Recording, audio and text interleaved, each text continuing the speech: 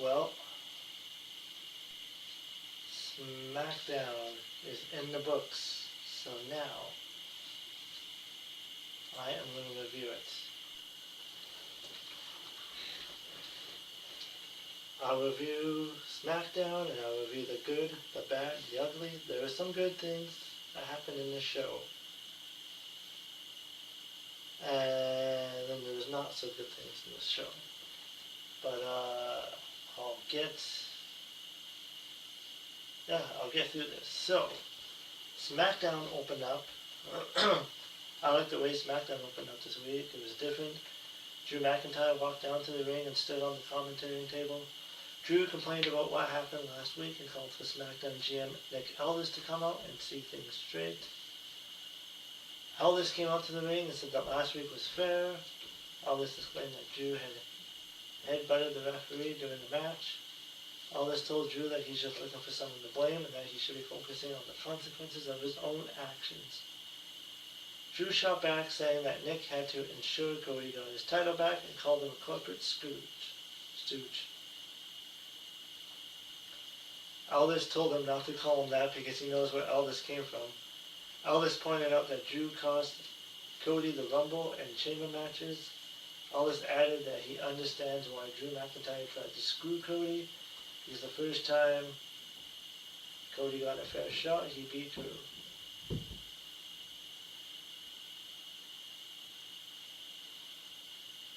Drew McIntyre went into the ring and had to face with Nick Aldis. And then Jacob Fatu joined the promo party by walking into the ring with McIntyre and Aldis. There was some Fatu chants. Fatu wondered what needed fixing. Fatu told Drew he wouldn't be the champion if it wasn't for Fatu, which is true. Fatu said he resolved the situation last week, so Drew McIntyre is no longer the champion. Fatu said this isn't about Aldis or Cody Rhodes. Fatu said if you're blaming people like the ref, Aldis or anyone else, let's keep it 100% because Fatu was the one who screwed Drew. Fatu wondered what Drew was going to do about it. Drew responded by saying to Fatu, Nick, and Cody, these people. Drew said he quits, and he left the ring and walked out through the crowd towards the backstage area. So instead of Drew getting into a fight with Jacob, he just decided to quit.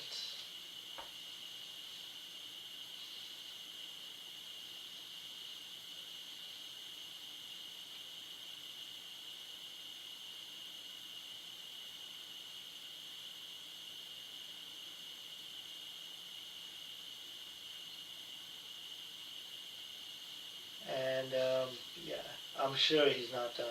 And as we'll find out, what happens later on.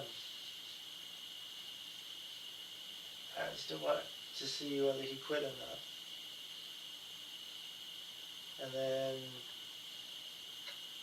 And the Solo Sokolos with the MFTs discussing how they are the WWE Tag Team Champions to still have the Wyatt family lantern, even though the Wyatts are not the number one contenders for the title.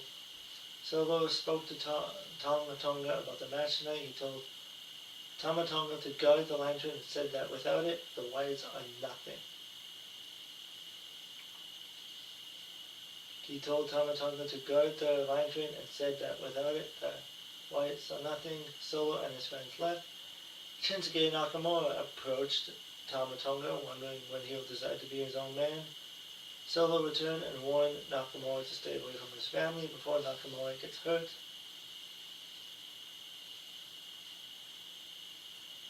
And then Jacob Fatu was backstage talking to GM Nick Aldis. Fatu said Drew quit while Fatu was going to whoop his ass, and Aldis was dumbfounded by Drew quitting. Trick Williams been interrupted. Trick was rude to Fatu, and Fatu yelled at him. Fatu said he doesn't like being disrespected like that. Trick said this was disrespect, and what Randy Orton did last week was disrespect. Aldis said that Orton is busy tonight, so Trick can face Fatu tonight. Trick complained wondering who hired this guy. Trick wasn't happy about it. So now we got Solo Sikoa, Tonga Tonga, the MFTs versus the Wyatt Six again.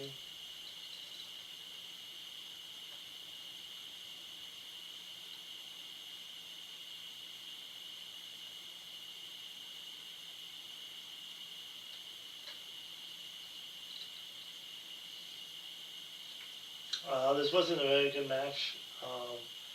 I think this rivalry has gone on too long, and yeah, and it's just a storyline about the lantern.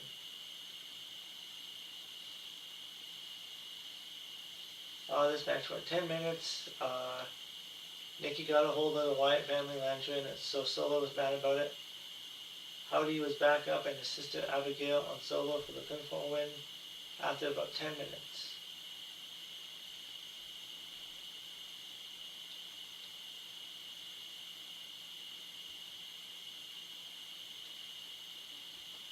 After the match, Cross handed Howdy the Wyatt family lantern.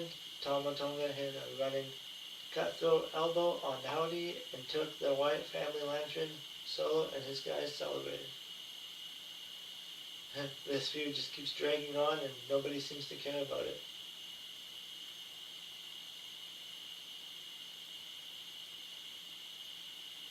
I mean, I'm sure they'll probably have like a 4-on-4 tag team match at WrestleMania or something. I mean, they gotta fill up the WrestleMania card somehow. Like, I want to know if anybody actually into this feud.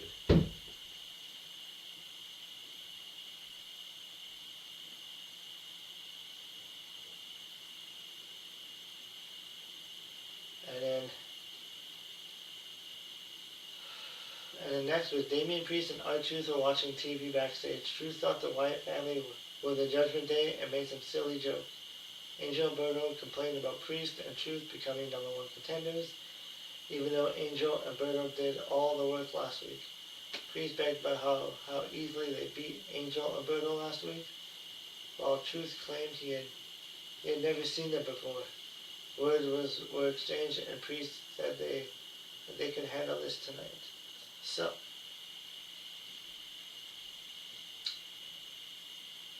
if you've been watching WWE for a while, when Damian Priest was on Judgment Day,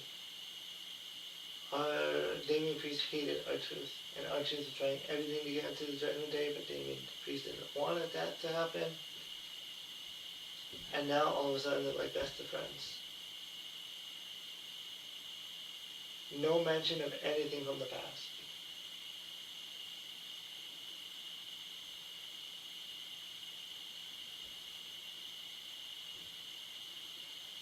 And then Jade Cargill made her entrance.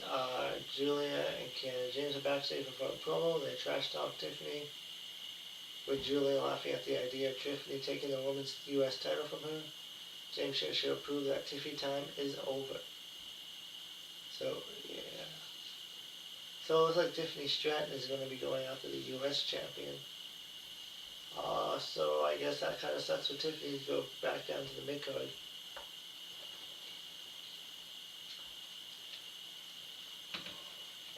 Like, I'm sure she'll be back up there eventually, but it just kind of sucks that, yeah, she's back down in the card. So Jade Cargill versus Michin. Michin has been out for nearly 3 months, and Wade intends to claim that Jade deliberately injured Michin, which is just a storyline to push Jade as a heel.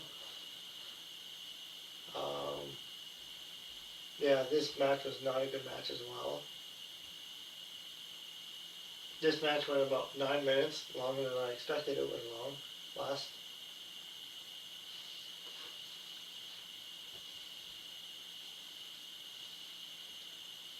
Michin got some offense, but then Jade hit a few big moves, and that was it. So, I mean, Michin has been treated like a big threat on TV, so I don't think anybody thought that Michin was actually going to win. And then Jade Cargill was about to be interviewed by Kathy Kelly, but Jade took the microphone from her, so Kathy left. Jade said that when she walks the hallways, everybody goes quiet. Maybe they're just afraid to get injured. Jade said that for some reason people tell her she should be scared of Ripley. Jade said she's not afraid.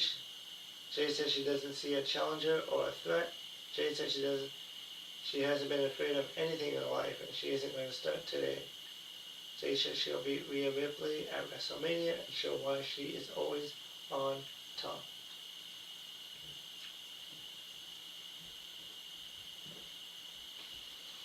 And then Rhea Ripley made her entrance.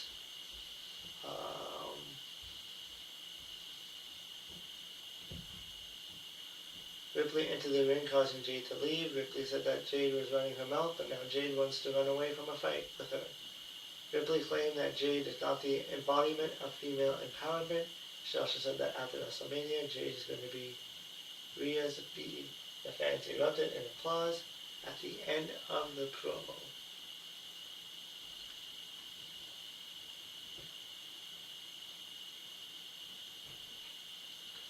Nick Aldis was seen on the phone backstage, mentioning he wants to get a hold of somebody. Then Cody Rhodes appeared. He approached Nick Aldis with the contract and said it looks like everything is in order. And then now we got another Sami Zayn promo.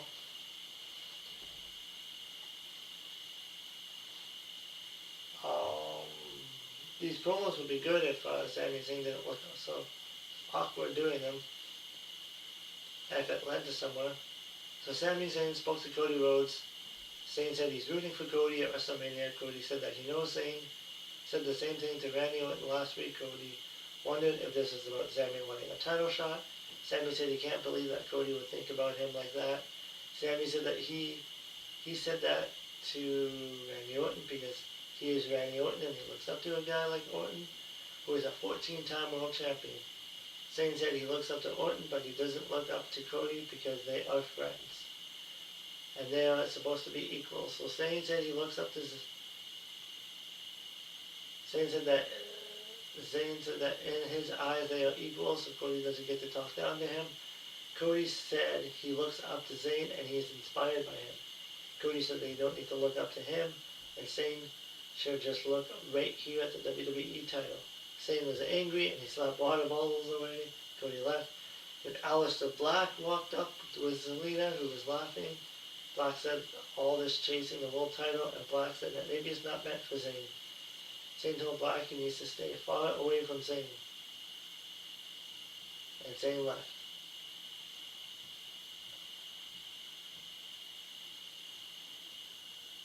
So it feels like Zayn is going to turn heel. But I'm not sure what the plan is. Like, Sami Zayn's promos are good. It's just that he just backtracks afterwards. So I don't know where that's going in. I don't know if Aleister Black is going to be involved in any way.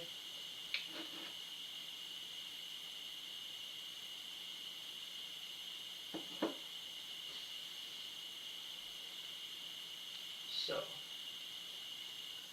yeah. But we'll hear more from Zayn later on in the show. Rhea Ripley was backstage talking to Michin and B-Fab. Michin had ice on her shoulder.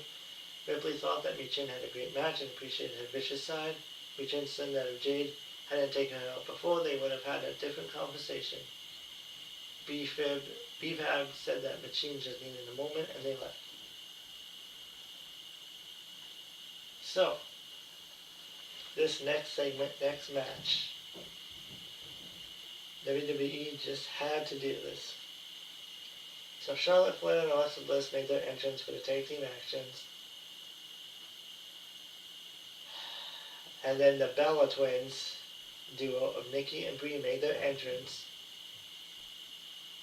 We haven't seen them since that Raw episode where they wanted to go after the tag titles, but then they just kind of disappeared. Well, now they're back with no warning, no nothing. Brie shouted out to Phoenix and the Bella Army celebrating their return to Smackdown in their hometown. Nikki said that their goal isn't just to wish them good luck. Brie explained that they are back for gold and believe they are next in line for the women's tag team titles. That's what they said last time, too. And then they'll be sitting at ringside for the good luck.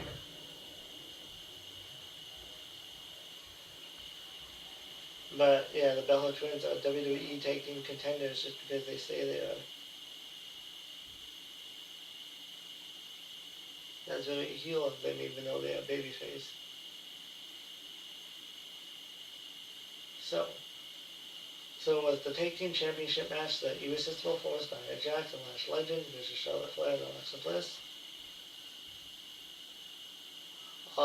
This was actually on his way to be a good match.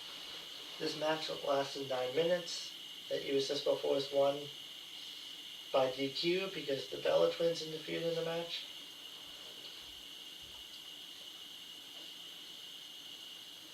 Bliss looked like she was going to win it.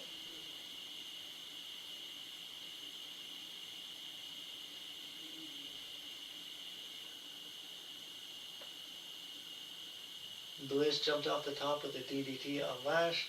Jax tackled Flair into the ring. And then Jax pulled up Nikki, and Flair kicked Nikki after Jax moved out of the way. Jax shoved Brie down back in the ring. Flair avoided a leg drop from Jax. Flair hit a natural selection on Jax. Bliss went up top, and it looked like she was about to do the Twisted Bliss.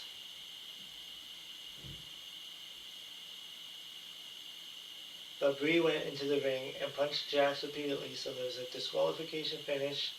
It went about 9 minutes, and yeah, and I guess the Bella Twins are probably going to be inserted into the tag team match.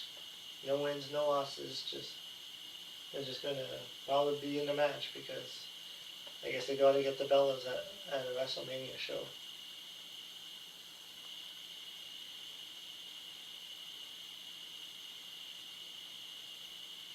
But we'll see what will happen. I mean, it's not official yet, but I mean, but the Bellas will probably be in that match. Regardless how they're going to get there, I'm not sure. But oh boy, Bella Twins in 2026.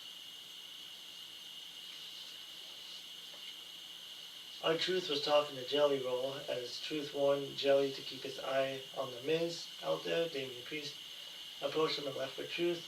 Truth thought it was Juicy Roll, not Jelly Roll. Jelly approached Randy Orton since they are tag team partners at SummerSlam. Jelly was happy for Orton getting a title match at WrestleMania. Jelly asked Orton for advice in dealing with the Miz. So Orton said if Miz talks too much, then Jelly should whip his arse. They hugged and Orton left. So, Charlotte Flair and Alexa Bliss were backstage looking frustrated. The Bella Twins talked to them. They argued about what happened out there with Flair complaining about how the Bellas cost them the titles. Brie said that they are there to fight for the tag team titles, and thanks to Nick Ellis, they are next for a title shot.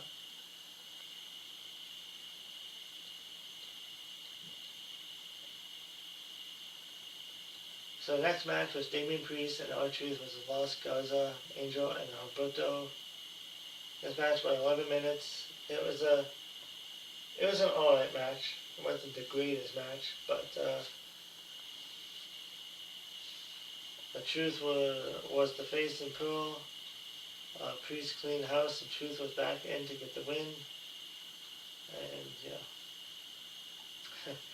And then after this match, the Job Squad are back. And Johnny Gargano is back to laying down on the bench. He was laying down on an equipment case as Alex Shelley tried to encourage Gargano to get back to being himself. Shelley suggested that the Gargano go back to basics. While that was happening, Jay Cargill was talking to B-Fab in the background. Chris Sabin complained about Shelley trying to help Gargano. Shelley said he was trying to help an old friend. Sabin said they had a match against Faxium next week and wondered if Shelley was committed to the team. Shelley said he and Sabin told Shelley to prove it.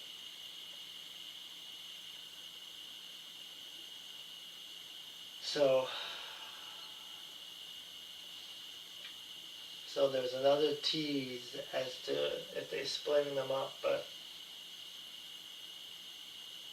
like they need to use the Motor City Machine Guns. They can have a ton of good matches in WWE. They don't need to be in job matches. They don't need to be like in these job segments with Johnny and everybody else. So I guess we'll see what happens next week when they face Faxion. Hopefully they don't split them up because, well, I mean at this point they're not really using them anyways. They're just using the Motor City Machine Guns to lose. So I have no idea. Like they're not even involved in any stories or at all. So I miss the olden days when wrestling actually used to have story. And then The Miz was shown walking backstage when he approached by Danhausen, who wanted to give a Miz a shirt. Danhausen said he got a shirt on his first day. Danhausen suggests he hosts a talk show, he can get his own desk and can replace Miz TV. The Miz said no. Danhausen cursed Miz after that.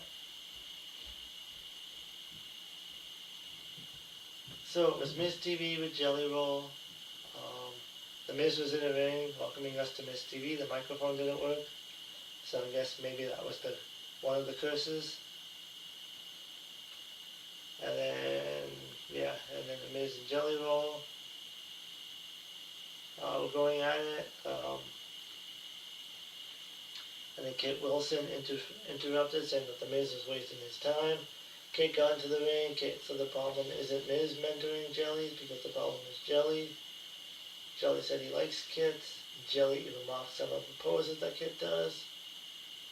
Kit trashed Jelly for having face tattoos, for a criminal background, and now Jelly is mocking him. And Kit said that you lost 300 pounds and you expect people to cheer Jelly like he's a hero. Kit said that Jelly is fatphobic. Kit said that Jelly doesn't inspire anybody. Kit told Jelly he was toxic. Kit shoved Jelly. Miz held Kit back. Jelly threw a punch, Wilson moved, and Jelly punched the Miz, who sold it like it was the most painful punch in wrestling history. It was an okay segment. It wasn't great. But yeah, they certainly teased that it's going to be Jelly Roll and The Miz at WrestleMania. So, I mean, Jelly Roll knows how to wrestle, and of course, what they do with every new person or celebrity they team up, they have them go against The Miz. But maybe Kit Wilson will be involved in the match somehow. I guess we'll see. Maybe he should be a special guest referee. That'll be a difference.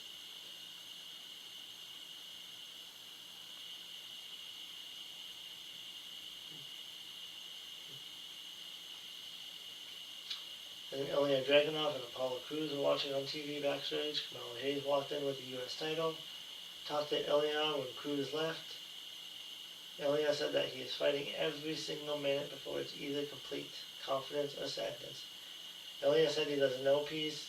Melo said that if Ilya doesn't give him a title shot, then Melo may not be champion right now.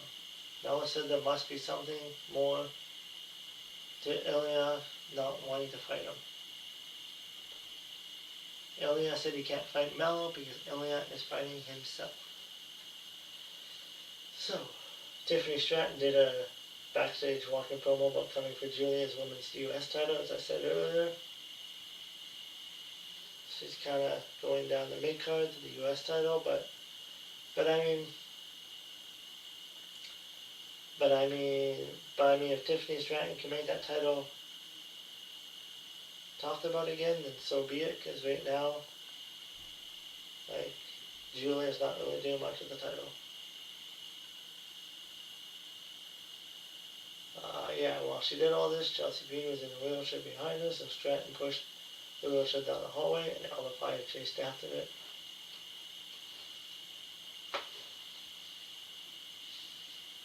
And then The Miz and Kit Wilson spoke backstage, and with Wilson saying if it's a fight that Jelly wants, then he'll fight him. Wilson said he'll go talk to Nick Aldis. Danhausen approached The Miz, who was angry. So Danhausen said that there's one thing you can do to reverse the curse. And Danhausen left before saying what it was.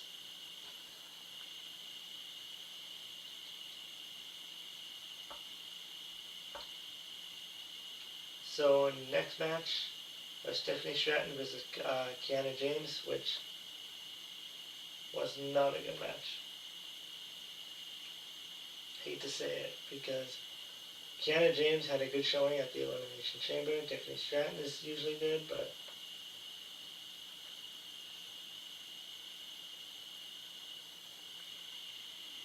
this match went 8 minutes.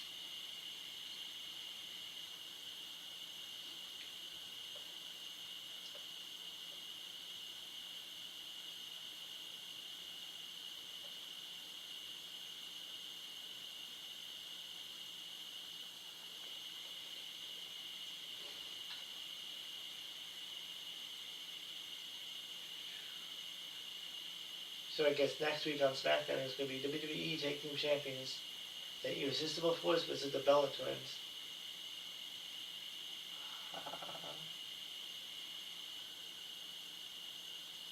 I don't know if that's a championship match or not.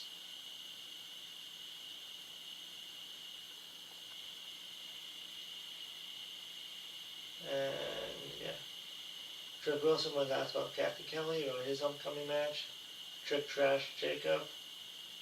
Oh yeah, so the Tiffany and Kiana James thing, there was just a lot of miscues and a lot of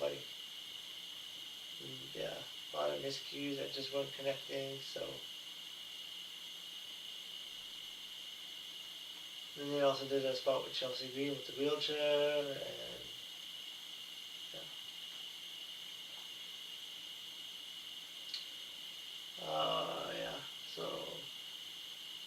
So Trick trashed Jacob, and Sami Zayn interrupted to talk to Trick. So Kathy left. Zayn said that Trick mocked Zayn for thinking he can't get the job done, but what has happened to Trick? Zayn said that Trick can't back up what he says. Zayn said that Trick is embarrassed and he should be. Trick said that Zayn is lucky he has a match right now, or else he'll drop his arse. Zayn says he's here every week and easy to find, so he gets to still see Trick around.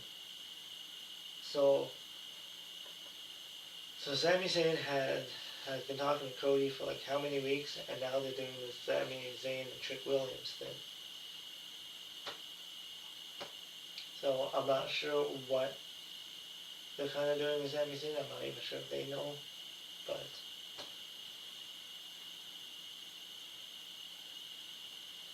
next was Trick Williams versus Jacob Fatu. The fans love Trick Williams even though he's the heel. Trying to whoop that Trick. This went about 10 minutes. Drew McIntyre, the person who quit earlier, he came into the ring. Drew was back at ringside with the headbutt on Fatu. Drew sent Fatu into the ring post. The referee was dealing with Trick. Trick hit a trick shot knee on Fatu, and Trick hit another trick shot knee on Fatu for the pinfall win, and this went about 10 minutes. A rare loss in a singles match for Jacob Fatu for the interference.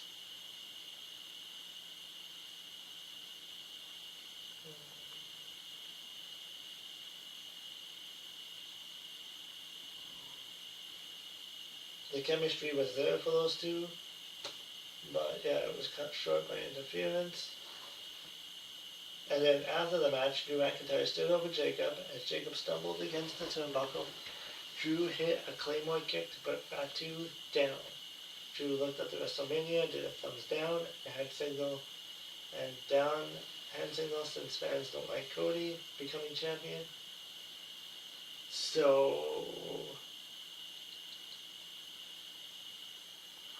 So yeah, so this could set up a match at WrestleMania between Drew McIntyre and Jacob Fatu.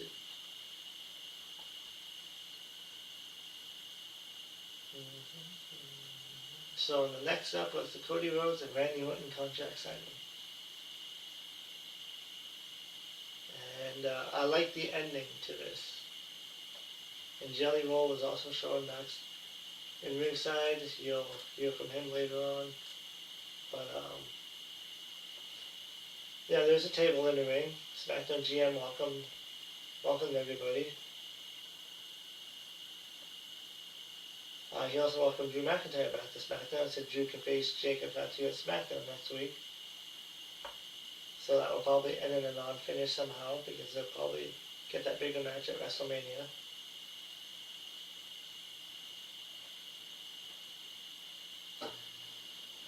Orton was introduced first wearing the RKO Everybody shirts. And then, so these two are both baby faces going in. So we'll see what happens later on. And then Cody Rhodes made his entrance. Cody addressed Phoenix, saying it sounded like he knows what they want to talk about. Nick Aldis went to the back. Cody talked about how in 2007, his first match was against Randy Orton. Cody spoke about how Orton won the Royal Rumble and headlined at WrestleMania. Talked about how he left the company and Orton said Cody could become a world champion. Cody said then he came back. His brother didn't come with him. His wife was home being a mom, but Orton was there for Cody. They touched fists. Everything looks honky-dory. Orton looked at the contract and didn't sign it yet. Orton stood up, said he needs it, and he wants the WWE title. Orton said that was supposed to be easy because Drew was supposed to be out there. Cody said he knows he will get the best version of Randy Orton and the man he has the most dangerous man in WWE history. With the most dangerous letters. Then Orton signed the contract, and then after this, 2009, Randy Orton came out. Orton slammed Cody into the table, into the ring, and Orton kicked Cody in the groin. Orton tossed Cody out of the ring. Orton sent Cody crashing into the commentating table. Orton grabbed the steel steps and hit Cody with the steps. Cody was bleeding from the forehead all over his white shirt. Nick Aldis went up to Orton, so Orton shoved Aldis down. Orton sent Cody into the steel steps. Orton beat up Cody with punches on the table. There were fans chanting Randy, even though Randy was being very heelish with this attack. I think Randy Orton's a better heel, and this reminds me of the old 2009 promo when he punt kicked like the McMahon's, and yeah, everything. Orton put Cody's head against the steel steps at ringside. Jelly Roll tried to calm Orton down, but Orton shoved Jelly. Orton looked at Cody's blood, and that was on him, and Orton went to the back. There were WWE officials, referees, and GM Aldis checking on Cody, and they called the medical.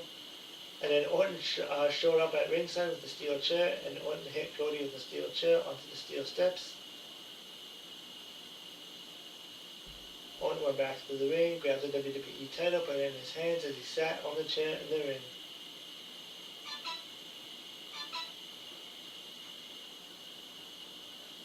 As heel Randy Orton, the Viper is unleashed and is back.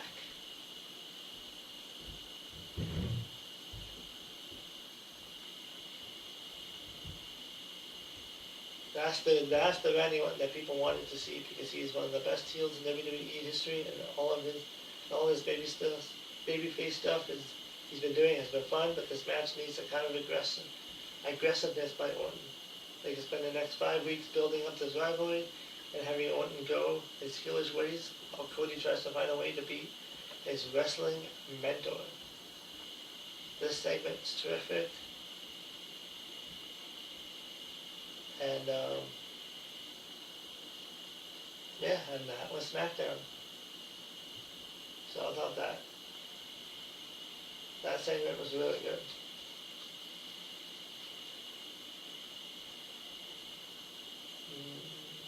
And Cody must miss bleeding. He used to bleed every time in AEW.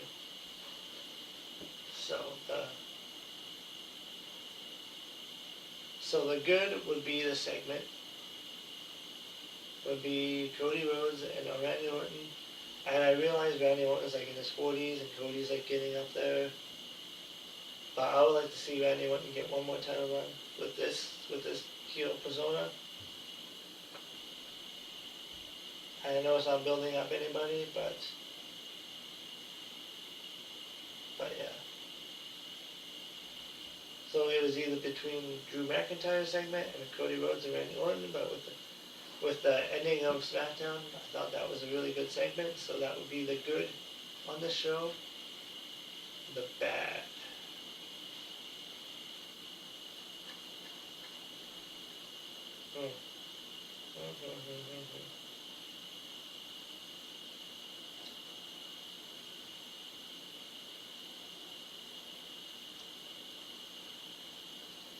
The bad would have to be the Bella Twins coming back and demanding a shot.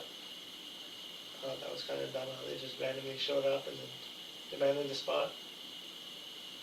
And the ugly would be the whole segment with Johnny Gargano and the Motor City Machine Guns. They do something more with them.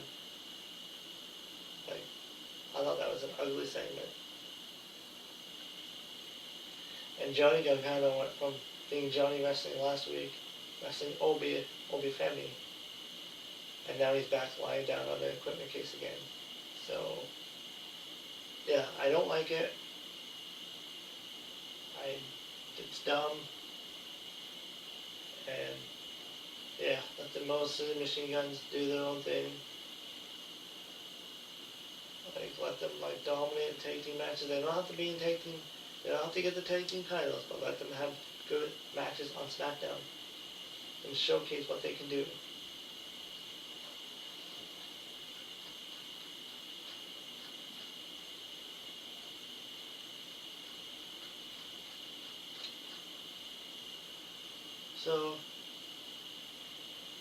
So I mean, it was an average edition of Smackdown, regardless, until the main event segment.